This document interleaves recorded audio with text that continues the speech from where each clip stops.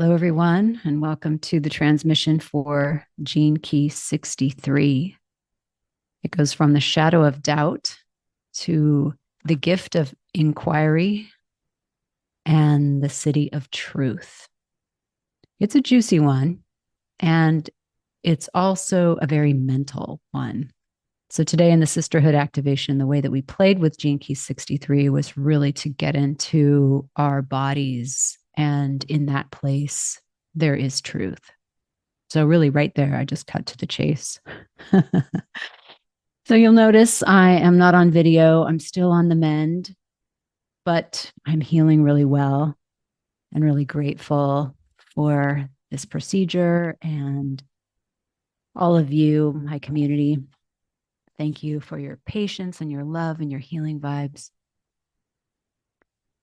So, let's dive into 63 and let's dive into the topic of doubt, because doubt, really, as self-doubt, is what plagues so many of the awakening feminine. Now, Gene Key 63, the programming partner is Gene Key 64. And 64 is the shadow of confusion. So doubt and confusion like to play together. But Gene Key 63 represents the left brain, while 64 is the right brain. And both of them are ruled by the pineal gland. So you can see with the pineal gland, there's so much potential for divine inspiration and gnosis and wisdom. And it's located in the crown. And when it goes sideways, there is really a rigidity in thinking, a closing down around logic or your doubts. It could be a person who's actually more cynical than doubtful. Sometimes we transpose those words, but they're very different. To have doubt is normal. That's what the Gene Key says. And just check in with your own experience. We can't see around the corner. We don't know. Our linear minds are finite and we can't see around the corner.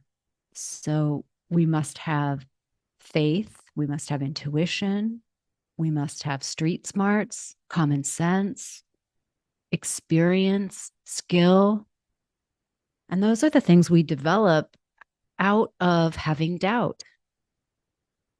If you're a teenager and you want to go to med school, you might doubt that you can get in school.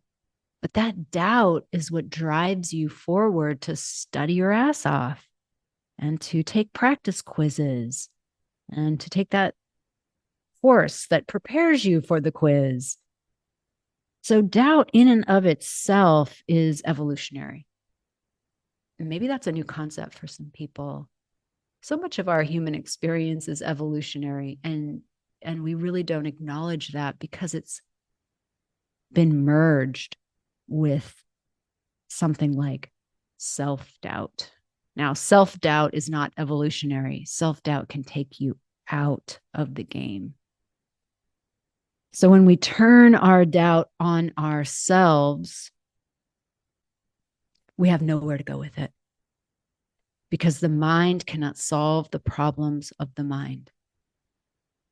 That Einstein quote where you need a new mind to solve the problem that was created by the old mind. And that's really what Gene Key 63 represents, with its the limitation, really, of logic. It just can't get you there.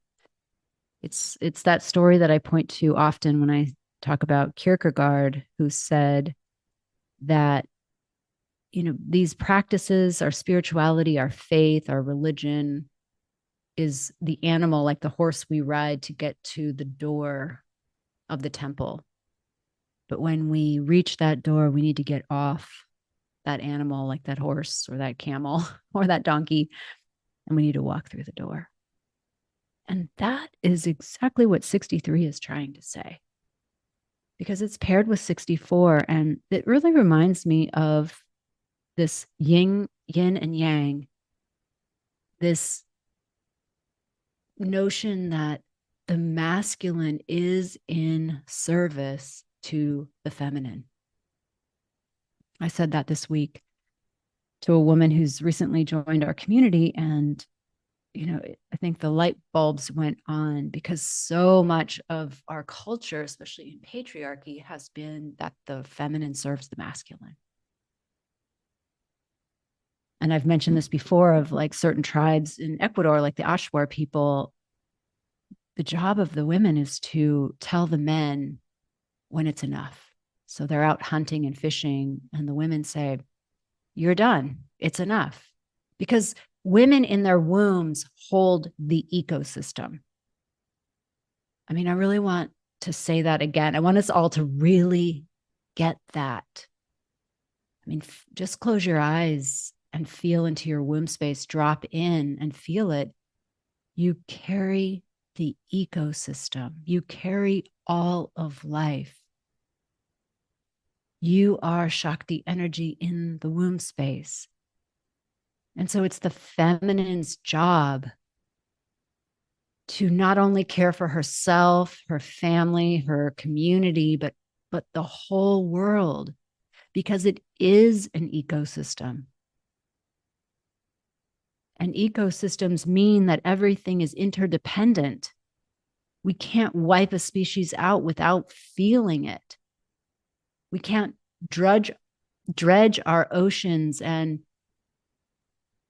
kill off all the life forms and dump toxicity and pesticides into the ocean and not feel it. It's impossible because it's an ecosystem. And so the greatest work that you will do as the feminine is to feel that ecosystem inside your womb and use that as the barometer for right action. Because a lot of right action on paper just doesn't get you there. Have we noticed? The womb knows, though, because the womb is in a primordial dance with form. The womb is the unconscious, the all, the everything in a primordial dance with particularity. You, me, this flower, this rock, this tree. And so the womb knows. I'm having a womb retreat, so I'm very womb conscious at this moment.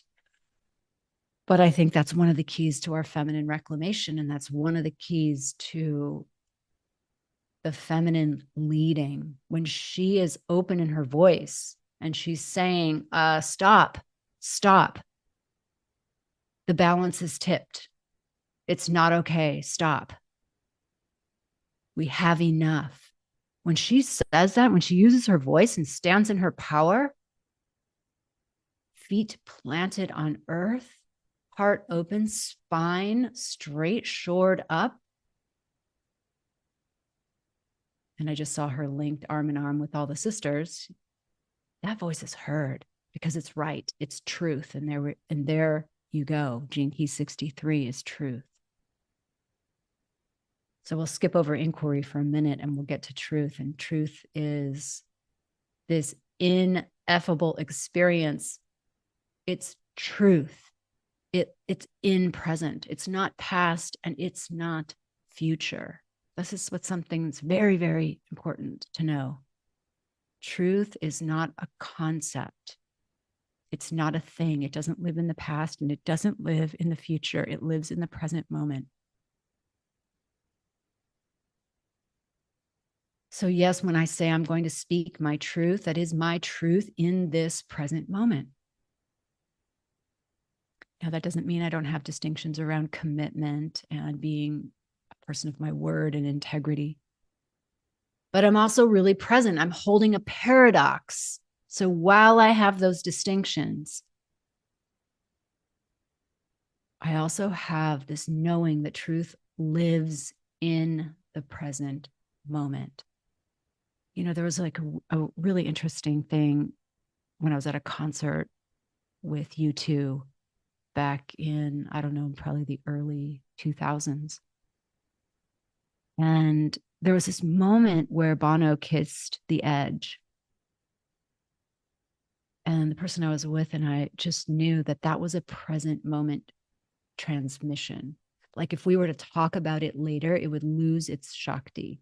If the newspapers would report on that kiss later, there would be no energy to it. And it would just be like somebody kissed somebody, and then you would just have these thoughts and ideas and projections and beliefs or whatever, right? Filling the space because the moment was gone. There was this moment. In that moment, we understood what that was. And I can't even articulate it now, but that's what happens when you're in with really a master, an ascended master. There's a transmission that takes place, and you go to repeat it later and it just falls to the floor because it's not meant for later. It's meant for the present moment. So today in the sisterhood activation, when we got into our bodies, and we did a very, very feminine, juicy practice, really one to remother ourselves, all the doubt melts away. The self-doubt melts away. The confusion melts away, because in this moment, it is actually complete. This moment is complete. This moment has no worrying. And I'll skip to the end for you.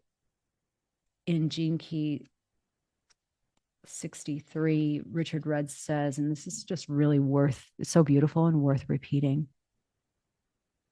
Whenever you give yourself rest from worrying, you are treading around the fringes of remembering truth.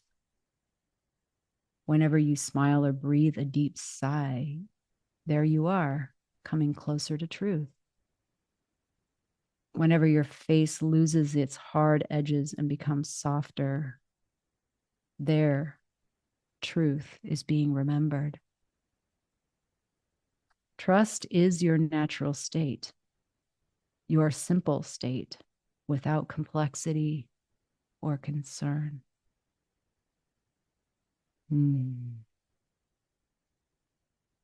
So really just feeling into that relaxation that truth invites you into.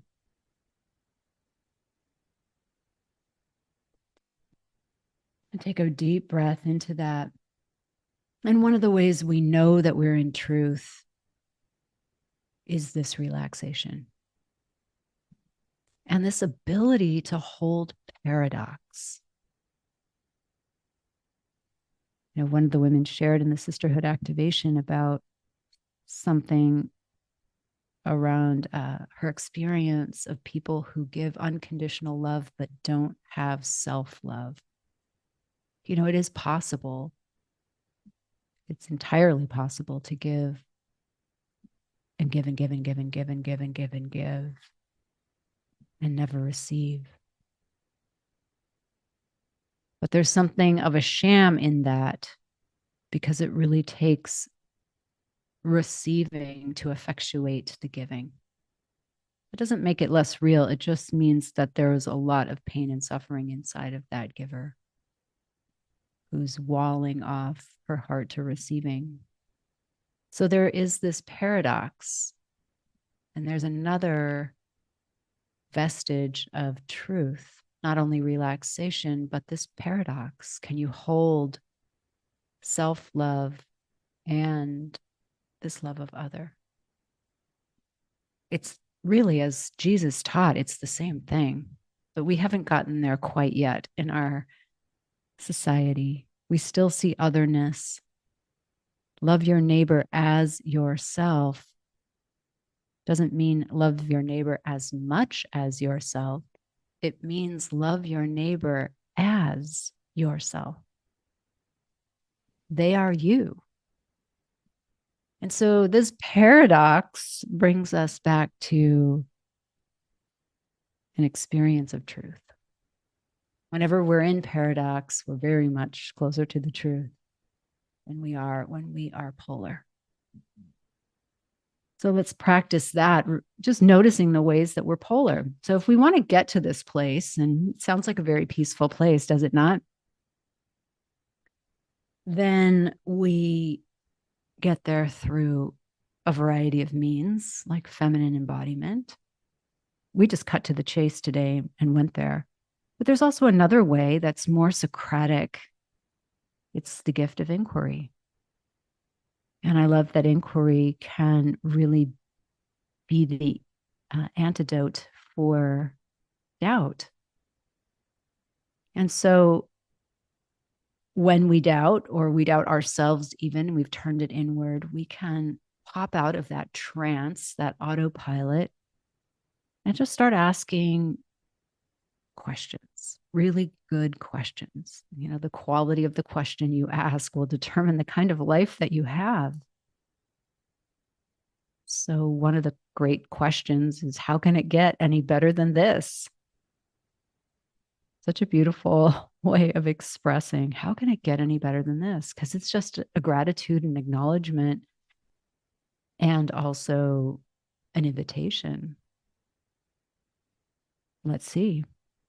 So inquiry can come in that form of a lofty question. And I've taught that in my course on superabundance, and also in The World is Your Oyster. And it can also come through Byron Katie's The Work.